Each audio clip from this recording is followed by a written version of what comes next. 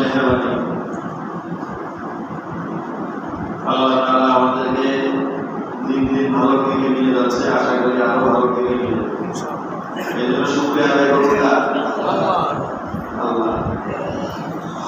আলহামদুলিল্লাহ আলহামদুলিল্লাহ নাহমাদুহু ওয়া নাস্তাঈনুহু ওয়া নাস্তাগফিরুহু ওয়া নু'মিনু বিহি ওয়া নাতাওয়াক্কালু আলাইহি ওয়া না'উযু বিল্লাহি মিন শুরুরি আনফুসিনা ওয়া মিন সাইয়্যাতি আ'মালিনা মান yahdihillahu fala mudilla lahu ومن يضلل فلا هادي له ونشهد أن لا إله إلا الله وحده لا شريك له ونشهد أن سيدنا وسندنا وحبيبنا ومولانا محمدا عبده ورسوله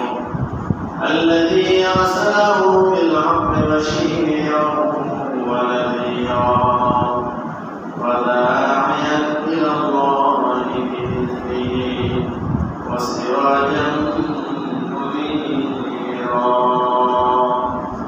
أما بعد فأعوذ بالله من الشيطان الرجيم بسم الله الرحمن الرحيم إذا جاء نصر الله والفتح ورأيت الناس يدخلون في دين الله أفواجا فسبح بحمد ربك واستغفر إنه كان توابا. وقال الله سبحانه وتعالى إنا فتحنا لك فتحا مبينا ليغفر لك الله ما تقدم من ذنبك وما تأخر. وقال النبي صلى الله عليه وسلم الدين النصيحة. قيل لمن يا رسول الله؟ قال لله ولرسوله ولأئمة الناس ولعامتها أو كما قال النبي عليه الصلاة والسلام. اللهم صل على محمد وعلى آل محمد كما صليت على إبراهيم وعلى آل إبراهيم إنك حميد مجيد. اللهم بارك على محمد وعلى آل محمد كما باركت على إبراهيم وعلى آل إبراهيم إنك حميد مجيد. بلغ العلا بكماله كشف الدجى بجماله حسنت جميع خصاله صلوا عليه وآله. करते नहीं दुनिया में मुसलमान किसी से मिल गए जब दौलत ईमान नबी से. बलगल उला बिकमालिही कशफत बिजमालिही हसनत जमीअ खिसालिही सल्लु अलैहि व आलिहि.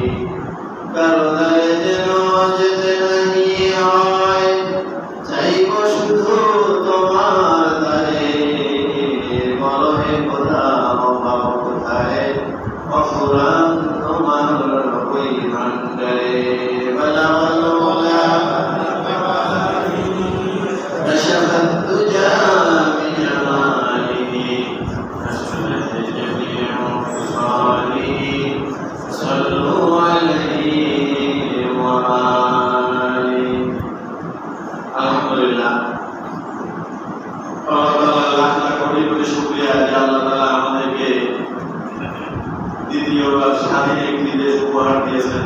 সকলেই চিৎকার দিয়ে বলে আলহামদুলিল্লাহ।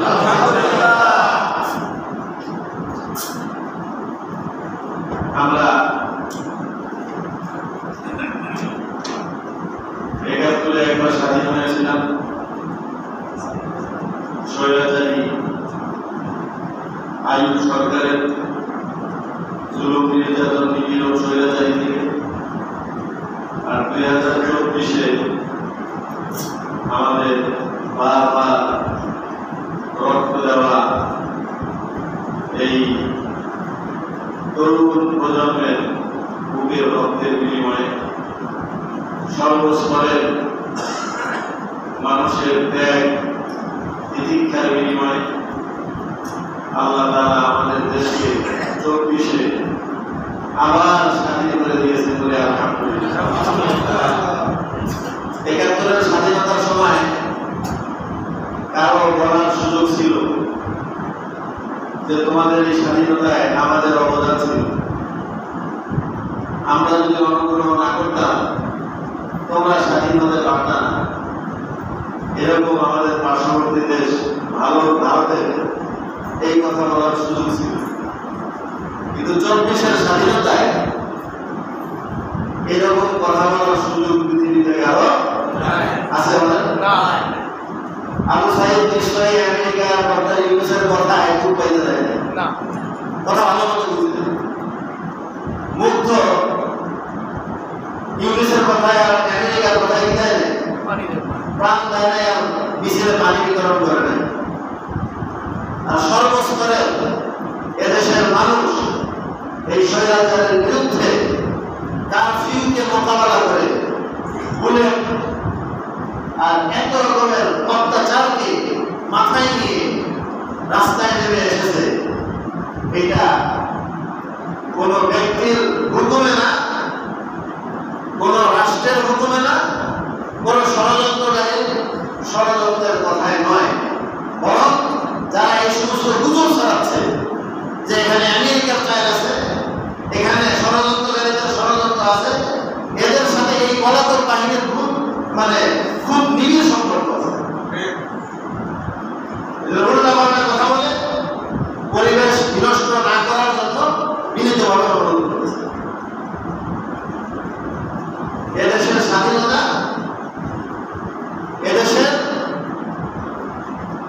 মানুষের দীর্ঘ ১৫ থেকে ১৭ বছর পর্যন্ত জুলুম নির্যাতন নিপীড়নের শিকার হয়ে মানুষের ভিতর থেকে পিঠ দেয়ালে থেকে গেলে যখন অত্যাচারীর উপর হৃদয়ের সমস্ত শক্তি দিয়ে হামলা করে,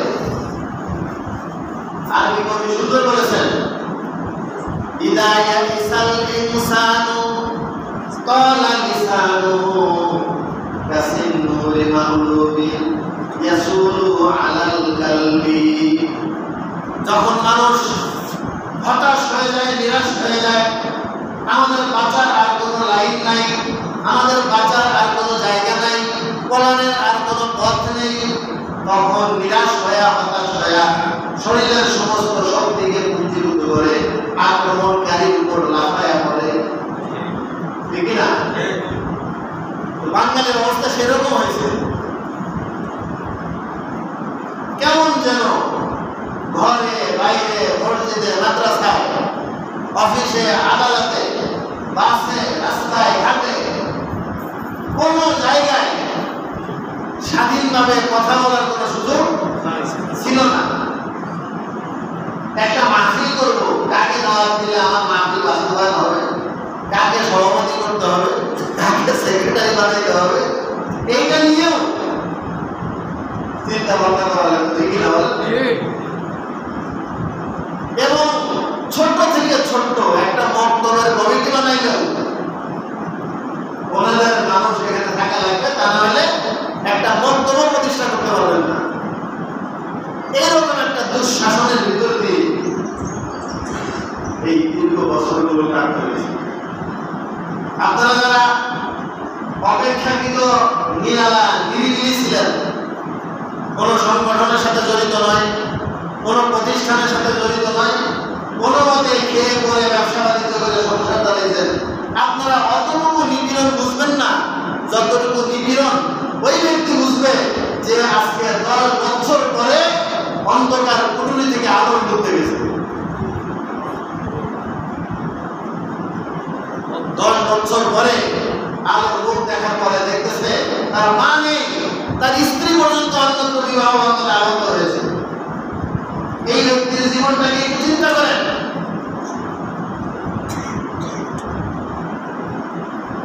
হাজার হাজার ওলামায়ে কিরাম চাকরিচ্যুত হয়েছে, হাজার হাজার ওলামায়ে কিরাম জেলখানায় যুগের পরে যুগ তারা বন্দী হয়ে আছে।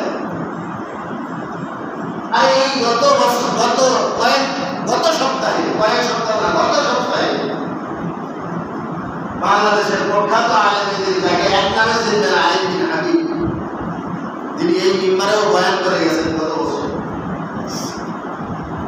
উনি শুধু শহীদ আবু সাঈদের জন্য এবং এই 24-এর আন্দোলনে যারা শাহাদাত বরণ করেছেন তাদের জন্য শুধু জুমার পরে দোয়া করছে দেখে তাকে জুমার নামাজ থেকে অপরাধ করেছে। কি বলেন, এগুলো জুলুম না? কথা বলেন না, এগুলো জুলুম কিনা? সুতরাং মানুষ একটা নিপীড়নের মধ্যে ছিল, একটা অস্বস্তির মধ্যে ছিল, একটা জুলুম নির্যাতনের মধ্যে ছিল। সেই জায়গা থেকে মুক্তি দিয়েছেন কে বলেন? আল্লাহ। বলেন না, কে দিয়েছে? আল্লাহ মুক্তি দিয়েছেন। কিভাবে দিয়েছেন? ওটা আল্লাহ তাআলার একটা সিস্টেম আছে। কারণ এদেশের মানুষ তাদের অন্তরের ভিতরে দৃঢ় বিশ্বাস নিয়ে বসেছিল। এমনকি রাজনৈতিক সবচেয়ে পাওয়ারফুল দলগুলো হতাশ হয়ে গিয়েছিল যে না, এই দেশে আর কোনোভাবেই এই সরকারকে হটানো সম্ভব না। সাধারণ মানুষ বুঝেই গিয়েছিল যে না, 50 বছর পর্যন্ত কইছে ও আমি তো ক্ষমতায় থাকি। কিন্তু আল্লাহ তাআলা বলেন না, আল্লাহু খায়রুল মাকিরিন। তোমরা যতই ক্ষমতা দেখাও, ততই চক্রান্ত আর ষড়যন্ত্রের উপর ভিত্তি করে পাওয়ারফুল হও, আল্লাহ তাআলা এর চেয়েও বেশি পাওয়ারফুল। ঠিক না?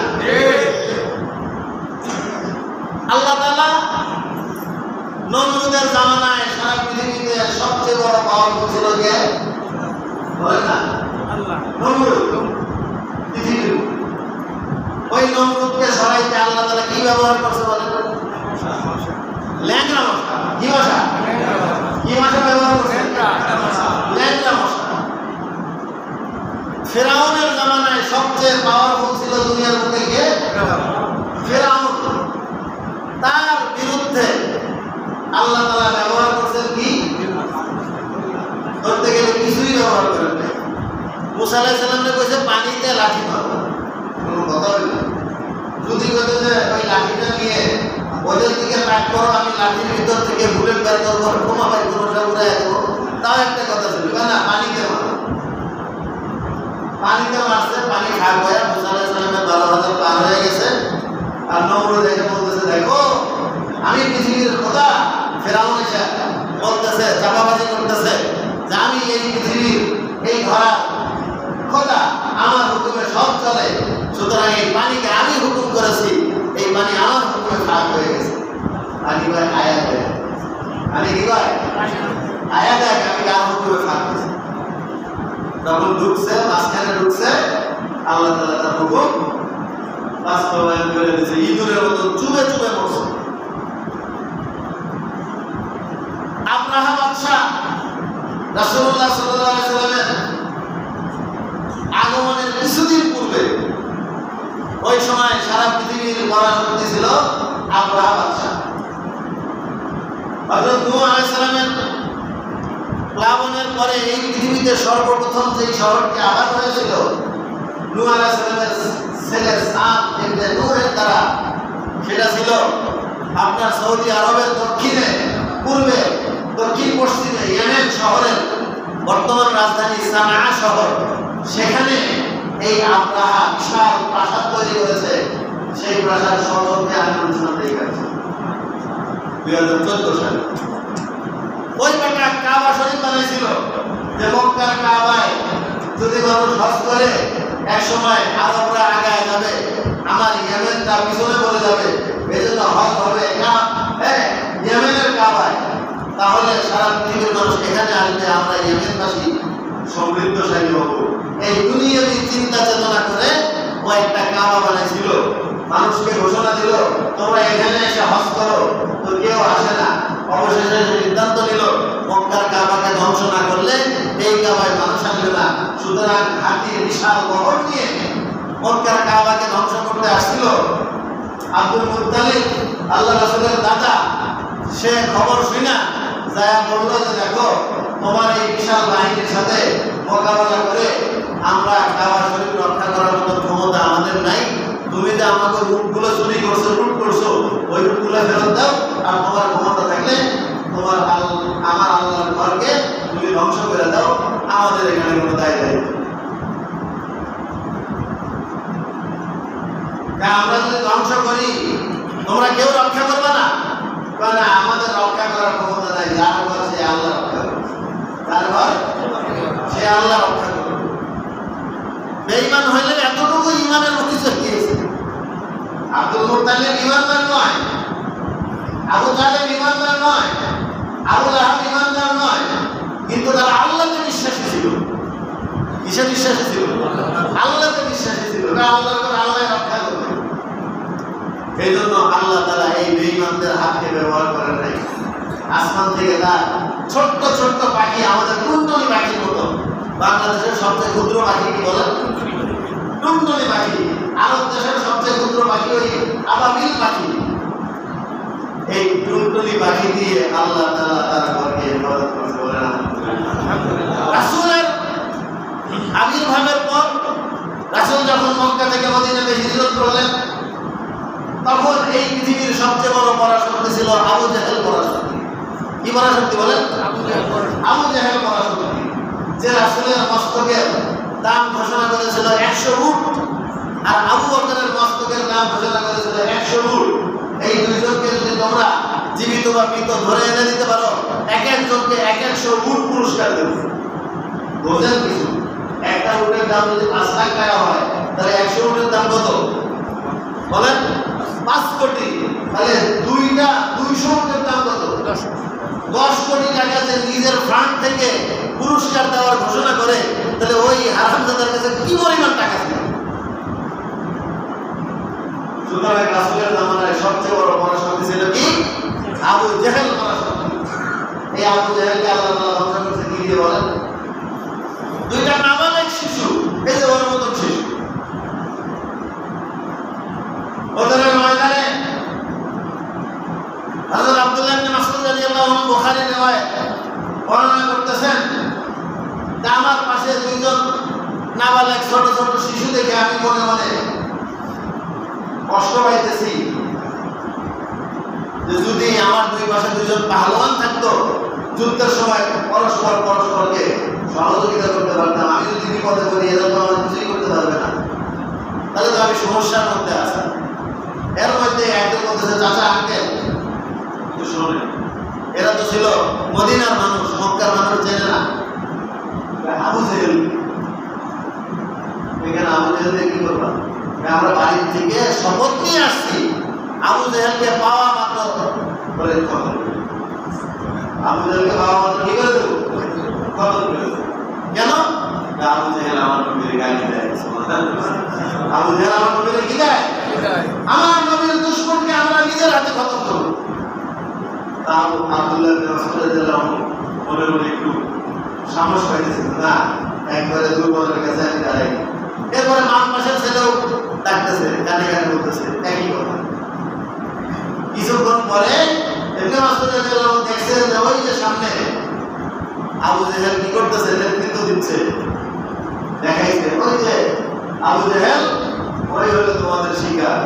দেখার সাথে সাথে চিলের মতো কান্না হুমা সাকার, বুখারীর রিওয়ায়াত, ওই চিলের মতো দৌড়ায় গেছে। একজন ঘোড়ার পায়ে তলোয়ার দিয়ে আঘাত করছে, আর একজন আবু জেহেল পয়লা যাওয়ার পরে এক দাসে গোপাল শুরু করছে। এরা তো আর কত পারদর্শী যোদ্ধা না যে কোন জায়গায় কোপ দিলে মরবে এটা ওরা বুঝে নেয়। আন্দা দুন্দা কোপাইতে কোপাইতে বহারে যাওয়া বলছে হাতটা ধরা ঠান্ডা হয়ে গেছে। আবু জেহেল উঠা দাঁড়িয়েও পারে নাই, নড়তেও পারে নাই।